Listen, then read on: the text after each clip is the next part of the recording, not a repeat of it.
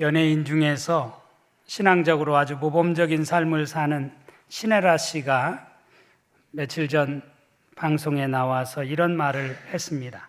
자녀 교육을 하는 부모는 기자로 시작되는 세 가지 행동을 꼭 해야 된다라고 말하더라고요. 첫 번째로는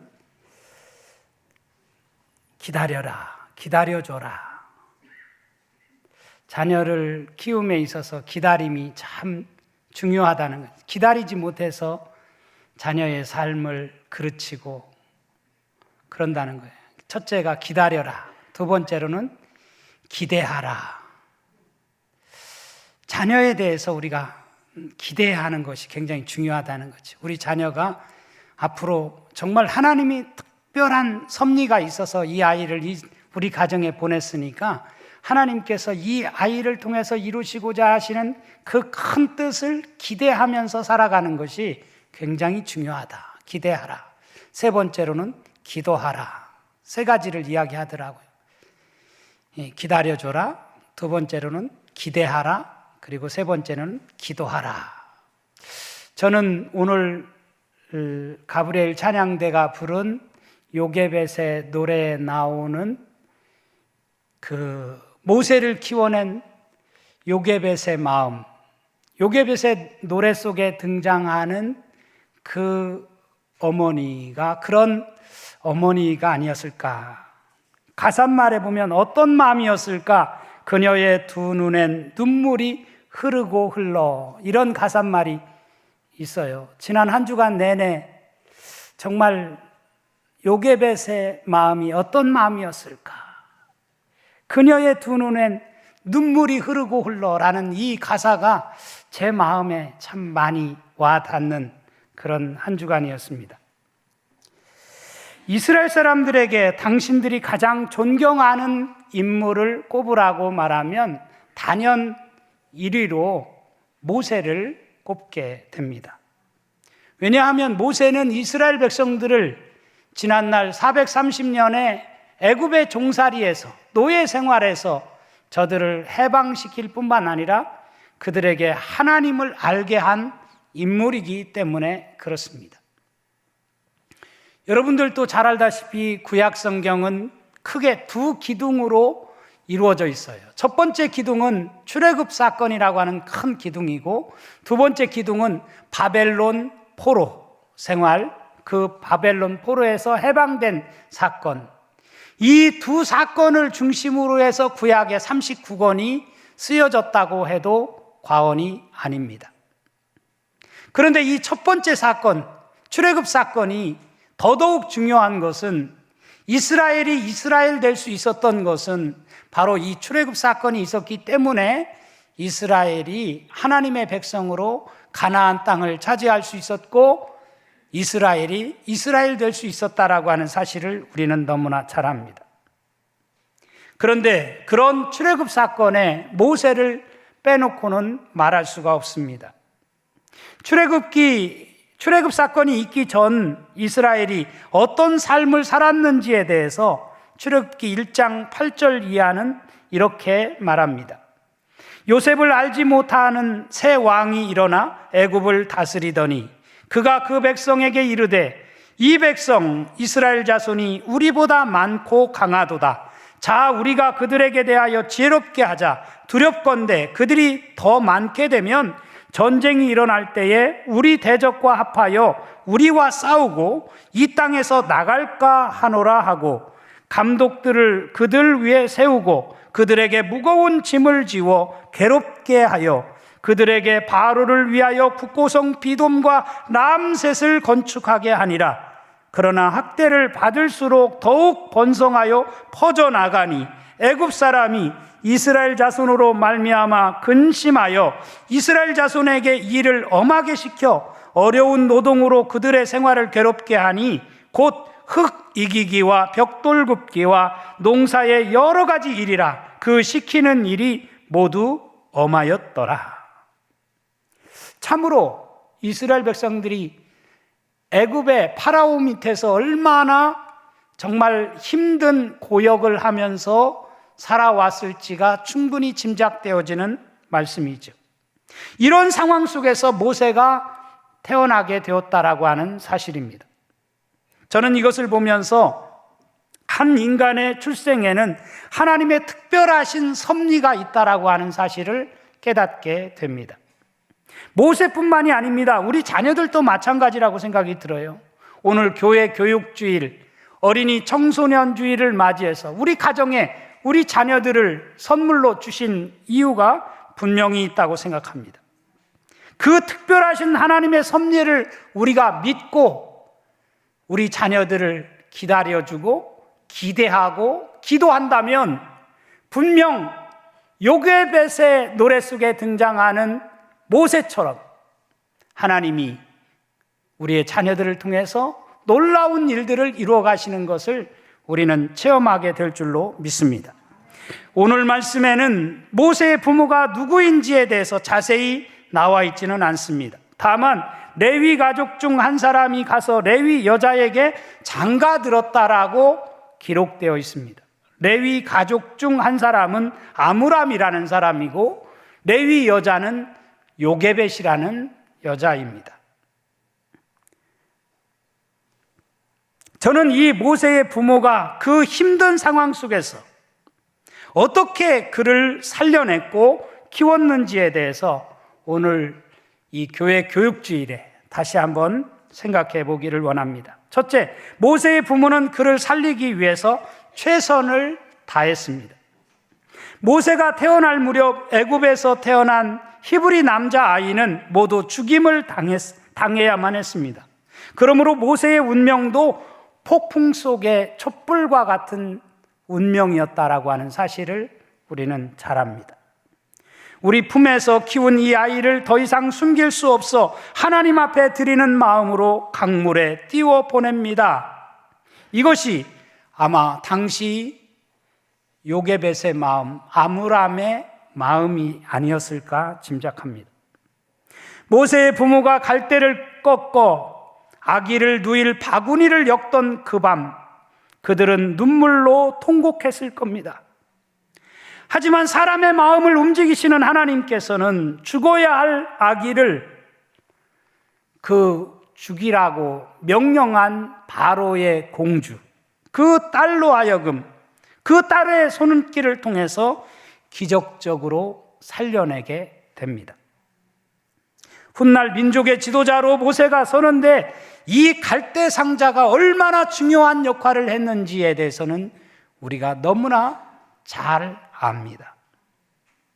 그런 차원에서 갈대 한 올 한 올은 연약하지만 수많은 갈대가 모여 모세를 구한 바구니가 되었습니다. 마찬가지로 우리 가정도 또 우리 교회도 갈대 상자를 만들어 모세의 부모처럼 우리 자녀들을 살려내는 우리 부모들이 된다고 한다면 우리 자녀들을 통해서 하나님은 놀라운 역사를 이 땅에 펼쳐 가시리라 믿습니다. 출애굽기 1장 22절에 보면 그러므로 바로가 그의 모든 백성에게 명령하여 이르되 아들이 태어나거든 너희는 그를 나일강에 던지고 딸이거든 살려두라 하였더라 라고 말씀합니다.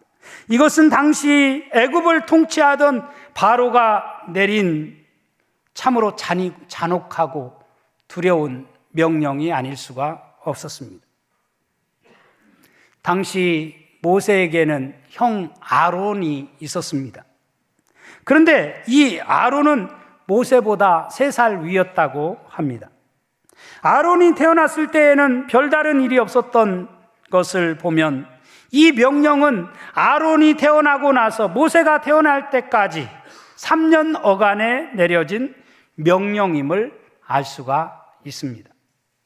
그러니까 모세는 참 기구한 운명을 지니고 태어난 아기라고 할 수가 있죠. 조금 일찍 태어났더라면, 조금 더 늦게 태어났더라면 살 수 있는 운명인데 하필이면 파라오의 명령이 내려지던 그 무렵 모세가 태어난 것입니다.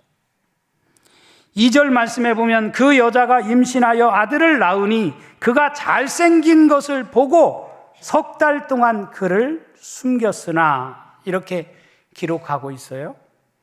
여기 잘생긴 것을 보고 잘생겼다라고 하는 이 표현을 히브리어로 보니까 토브라는 그런 단어로 쓰여져 있어요. 토브라는 말이 무슨 말이냐면 창세기 1장에 보면 토브라는 말이 여러 번 등장합니다. 하나님께서 세상을 창조하셨을 때 하나님이 보시기에 좋았더라 라고 말씀하신 하나님이 보시기에 좋았다라고 하는 말이 토브라는 단어를 썼어요.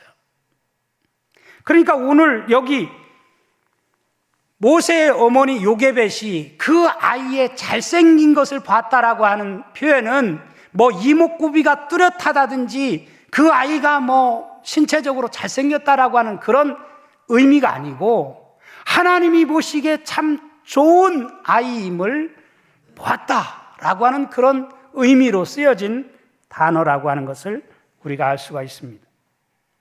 모세의 부모는 아기를 3달 동안 숨겼다가 더 이상은 안 되겠다 싶어서 갈대 상자를 만들어 역청과 나무진을 칠하고 아기를 거기 담아 나일강의 갈대 사이에 둡니다. 3절에 보면 더 숨길 수 없게 되매 그를 위하여 갈대 상자를 가져다가 역청과 나무진을 칠하고 아기를 거기 담아 나일강과 갈대 사이에 두고 라고 말씀합니다. 아마 그 아이를 살리려고 하는 마음이 없었다고 한다면 역청과 나무진을 칠해서 갈대 상자에 넣어서 나일강에 띄우지 않았을 것입니다. 그러니까 모세의 부모는 아기를 바로의 명령대로 죽도록 나일강에 던져버린 부모가 아닙니다. 물이 새어 들어오지 못하도록 역청과 나무진을 칠해서 만든 갈대 상자 안에 넣어서 나일강에 띄웠다라고 말씀을 합니다. 여기 역청은 지금의 아스팔트 원료 같은 것인데 노아가 방주를 만들 때 이 역청을 가지고 칸들을 막고 그 역청으로 그 안팎에 칠한 것을 우리가 볼 수가 있습니다. 신기하게도 노아의 방주 그 배에 역청으로 이렇게 안팎에 칠해서 만든 방주도 테바라는 말이고요. 그리고 오늘 모세를 담은 이 갈대 상자도 히브리어로 보면 테바, 같은 말입니다. 크기는 다르겠지만 노아의 9 식구와 더불어서 그리고 모든 생명체를 살려내는 역할을 했던 그 테바, 그게 노아의 방주 아닙니까?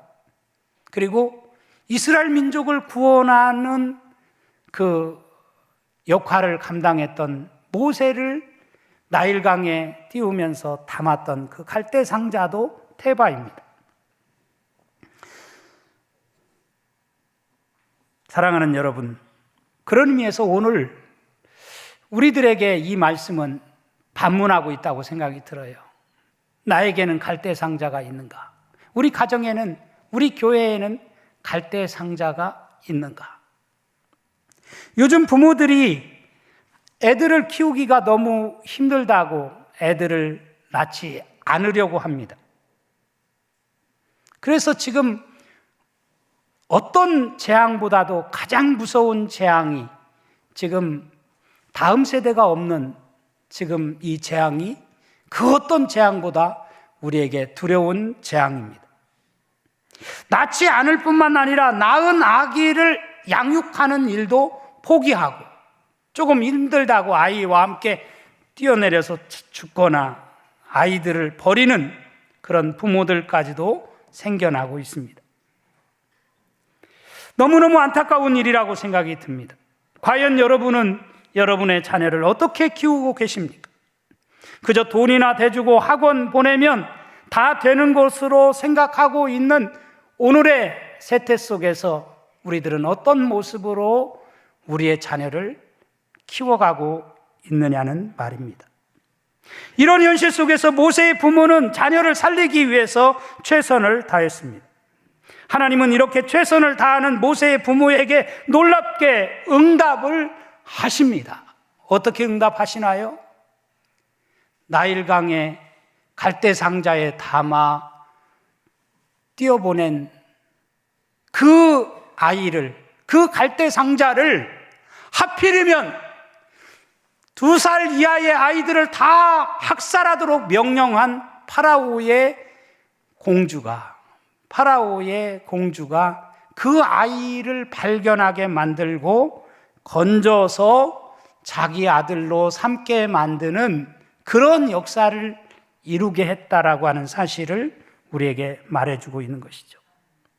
이 파라오의 딸이 누구인지 우리가 정확히 알 수는 없어요. 다만 출애굽의 연대를 계산해서 추론해보면 이집트 18번째 왕조의 3번째 왕인 투트모스 1세의 딸 하셉투스일 것이라고 학자들은 추측합니다. 역사가들에 따르면 하셉투스 공주는 아들이 없고 어린 딸이 있었는데 그 어린 딸이 일찍 죽었다고 합니다. 그러니까 나일강가에서 이 모세를 보자마자 자기 딸 아이가 생각났고 그래서 그 아이를 데려갈 생각을 하게 되지 않았겠느냐라고 추측을 합니다. 저는 이것을 보면서 세상에 우연이라고 하는 것은 하나도 없다라고 하는 사실을 다시 한번 깨닫게 됩니다. 어쩌면 우리가 우연이라고 생각하는 것도 생각해 보면 모두가 다 하나님의 특별하신 섭리 속에서 이루어진 일들이라고 하는 것을 우리는 깨닫게 됩니다. 9절 말씀을 함께 우리 다 같이 읽었으면 좋겠습니다. 같이 읽습니다. 시작. 바로의 딸이 그에게 이르되 이 아기를 데려다가 나를 위하여 젖을 먹이라. 내가 그 삭을 주리라. 여인이 아기를 데려다가 젖을 먹이더니. 얼마나 기가 막힌 이야기입니까? 여기 바로의 딸이 그에게 이르되, 그라고 하는 여기 그는, 이 지시대명사 그는 바로 모세의 어머니 요게벳을 가리키는 것입니다. 요게벳의 어머니, 모세의 어머니 요게벳에게 요게벳을 유모로 불러서 삭을 주고 모세를 키울 수 있게 했다라고 하는 참으로 아이러니컬한, 참으로 알 수 없는, 신기하고도 놀라운, 어찌 세상에 이런 일이 라고 하는 그런 프로에 날 법한 그런 일이 벌어지게 되었다라고 하는 사실입니다. 이게 하나님의 뜻이에요. 이게 하나님의 섭리예요. 인간이 최선을 다하면 하나님께서는 그 최선을 다하는 그 속에 하나님은 반드시 역사하신다라고 하는 것을 성경이 우리에게 분명하게 보여주고 있는 것입니다. 두 번째로 모세의 부모는 모세를 신앙으로 양육했어요. 모세의 부모가 모세를 신앙으로 양육했다는 직접적인 기록은 오늘 본문에 나와 있지 않습니다. 그렇지만 모세가 바로의 궁정에서 자란 후에 취한 행동들을 보면 그는 분명 어렸을 때 그의 부모가 어떻게 양육했는지가 충분히 우리가 알 수가 있습니다. 며칠 전 저는 우리 교우 가정의 추도 예배를 인도할 기회가 돼서 추도 예배를 인도하는데 어떤 찬양을 부를까 생각하고 찬송가를 선택해서 갔는데 그 가정에서 이 찬송을 좀 불러주세요. 이 찬송이 어머니가 우리에게 자주 불러주었던 찬양이에요 하면서 찬송가 199장을 불렀으면 좋겠다고 얘기했어요. 같이 불렀습니다. 나의 사랑하는 책 비록 헤어졌으나 어머니의 무릎 위에 앉아서 재미있게 듣던 말 그때 일을 지금도 내가 잊지 않고 기억합니다. 귀하고 귀하다 우리 어머니가 들려주시던 재미있게 듣던 말 이 책 중에 있으니 이 성경 심히 사랑합니다. 어머니의 무릎 위에 앉아서 듣던 하나님의 말씀, 그것을 다시 한번 떠올리면서 추도 예배를 드렸습니다. 믿음장인 히브리서 11장에 보면 모세에 대해서 이렇게 말씀을 합니다. 믿음으로 모세는 장성하여 바로의 공주의 아들이라 칭함받기를 거절하고 도리어 하나님의 백성과 함께 고난받기를 잠시 죄악의 낙을 누리는 것보다 더 좋아하고 그리스도를 위하여 받는 수모를 애굽의 모든 보화보다 더 큰 재물로 여겼으니 이는 상 주심을 바라봅니다. 저는 이 말씀에 나와 있는 동사들을 보면서 모세가 그의 부모로부터 어떤 교육을 받았는지를 충분히 짐작할 수 있다고 생각했어요. 여기 히브리서 11장 24절에서 26절에 보면 네 가지 동사가 나와요. 첫째는 거절했다라고 하는 동사가 나옵니다. 뭘 거절했느냐? 모세는 바로의 공주의 아들이라 칭함받기를 거절했다라고 나와요. 아니, 바로의 공주의 아들이 될 수 있는 찬스가 있다면 어서 아들이 되도록 만들어줘야지 그것을 거절해? 두 번째로는 무슨 동사가 나와요? 더 좋아했다라고 하는 동사가 나오더라고요. 하나님의 백성과 함께 고난받기를 잠시 죄악의 낙을 누리는 것보다 더 좋아했다. 뭘 더 좋아했다는 거예요? 고난받기를 잠시 죄악의 낙을 누리는 것보다 더 좋아했다. 세 번째 동사는 더 큰 재물로 여겼다라고 하는 동사예요. 뭘 여겼느냐? 그리스도를 위하여 받는 수모를 애굽의 모든 보화보다 더 큰 재물로 여겼다. 내게 가진 재물이 뭐냐? 은금 보화가 아니고 그리스도를 위하여 받는 수모, 그것을 애굽의 모든 보화보다 더 큰 재물로 여겼다. 네 번째 동사는 바라봤다라고 하는 동사입니다. 뭘 바라봤느냐? 상 주심을 바라봤다. 하나님께서 반드시 상을 마련해 주신다라고 하는 것을 바라봤다는 거예요. 모세라고 해서 애굽 왕궁에서 호의호식하는 것이 싫었을까요? 그렇지 않았을 겁니다. 그런데 모세의 어머니가 모유를 먹이면서 해주었던 말들이 있었기 때문에 모세는 달랐던 겁니다. 유대인들이 하는 말 가운데 그들의 격언이 이런 말이 있어요. 유대인 중에 진짜 유대인은 어머니가 유대인이어야 진짜 유대인이다. 무슨 말입니까? 어린 시절 어머니의 신앙, 어린 시절 어머니가 가진 교육, 이것이 아이들에게는 절대적으로 중요하다는 거예요. 절대적인 영향을 끼친다는 거예요. 그 사람의 기본적인 인격을 어렸을 때 다 형성을 합니다. 어머니의 품에서 다 자라요. 모세는 그 중요한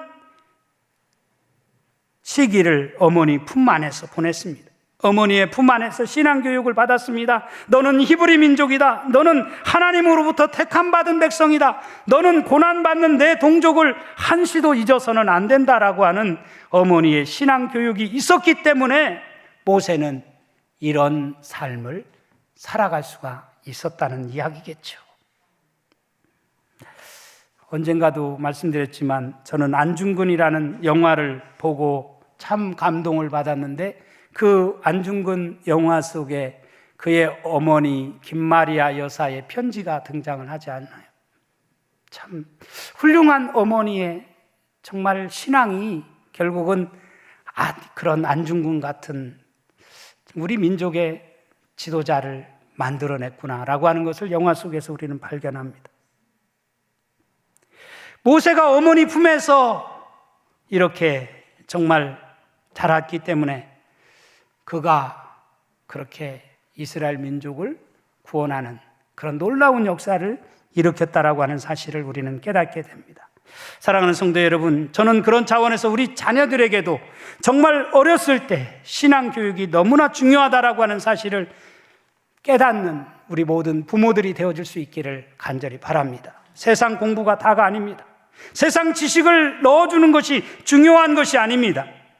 모세의 어머니 요게벳이 갈대 상자를 만들어 그를 살려낸 것처럼, 그리고 그를 데려다가 신앙교육을 시킨 것처럼 우리도 그런 부모들이 된다면 분명 우리 자녀들을 통해서 하나님은 영광을 받아주실 것이고 이 땅에서 하나님의 영광을 높이 드러내는 귀한 인재들로 아름답게 쓰임받는 역사가 일어나게 될 줄로 믿습니다. 그런 일에 아름답게 쓰임받는 우리 농천의 모든 성도들 가정이 되어질 수 있기를 주님의 이름으로 축원합니다.